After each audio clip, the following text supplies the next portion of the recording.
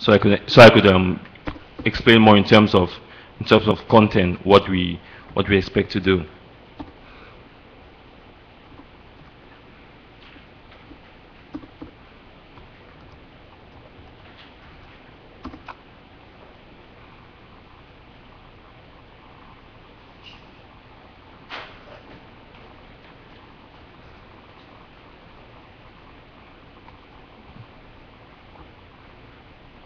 Okay. So each time a lecturer sends out information through his mobile phone, it comes to the platform. That's the first thing. It comes to the platform so that a student can check it out, either on his cell phone, can check it out if he has a tablet, and if he decides to come online, can check out that information. Content-wise, again, we partner up with Student Circle, which is an open course solution, and we'll also be continuing to look for partnerships with such people to get that open source content from them and provide it on our platform so that a student who gets on Pulse can check his educational wise content, but can also check open source content, which is basically courses from other universities who have decided to open source this. We will be doing that, and we expect that by what, 1, 2, 3 years, we'll have created enough content. Those are our projections. We have created enough content to be able to go out to universities and ask them to some sort of open source their content, like have our lecturers from Africa be like an open source content, so that not only would the universities and students in Africa read that, but also other continents learn from Africa, because what we are doing today is we are learning from America and other different Western cultures from the open source content, but we also have education right down in Africa.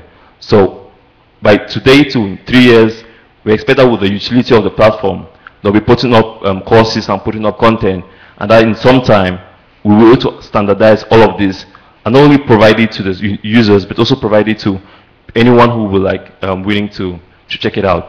I don't know if that answers your question. We have a last question. We are running out of time, please. 1 minute. You're fine? Okay. Let me give the lady the floor here, please. Thank you. Leslie, I'd like to say congratulations. Please extend my congratulations to your team member. I haven't been listening to your project. It's clear that it's very innovative and it's very interesting. Proceeding from here, I can see that the challenges that you will face raising the funding. We have no doubt that your team members and yourself have very good intention. But you see, when it comes to money, good intention have a way of changing its nature. I wanted to know whether you have considered using financial instruments to make your product more credible. For instance, have you considered getting like a surety bond or a performance bond, which is an inexpensive way of paying a bonding company a very minimal amount and pledging that you will perform accordingly once you raise the fund. Should the money change direction when the funds are allocated to you, then you will be penalized and you will have to pay the bond company a larger amount of money. As a potential investor, if you come to me with a project, I will listen to you, but I want to make sure that if I invest in your company, my money is secure. And being that you don't have access to a larger amount of fund at this time, I would think this might be one of the priority. Get that aspect of things secure first, and then it will be easier to attract the money. That's all. Thanks for that question.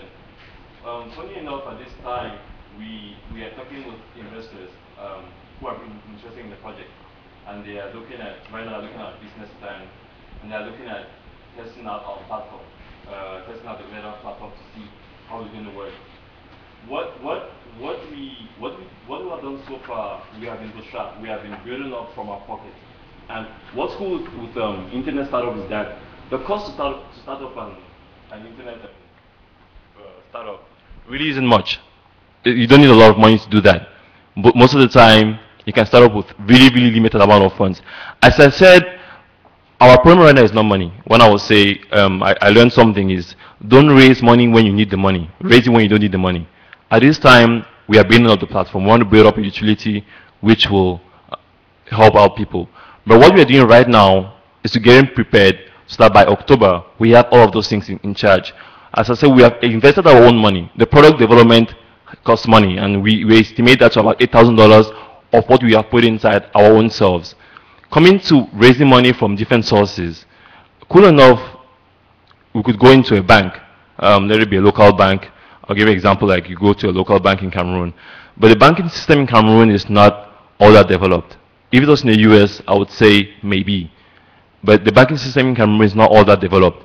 And being about penalized, we have no problem with that. We are ready to go into that. And if I have more information, like what you just said, I'm just learning about that, is if we have the opportunity to go into a trust and giving the bond and having security, we are the team will be ready to go into that. We have like no fear about that. It's just to show how much we believe in the solution. And just to end to that, before Thomas takes up the platform, the mic. What we have been building so far has been, as I said, it has been bootstrapped, and it has been something which we have been doing from our pockets. And essentially, I'm a student in the US, and at the very same time, I have a full-time course load, and I have my project to run. But I promise you, I've been more on my project than my studies. Yes, for a parent hearing this, you'll be like, I didn't send to the US to come and be working on projects. But that's just the way it is. I believe my project, and I'm ready to push it as far as it will go. If I have to, unfortunately, if I have to come to the needs where I have to push up this project for it to become something bigger, because our problem is more than us.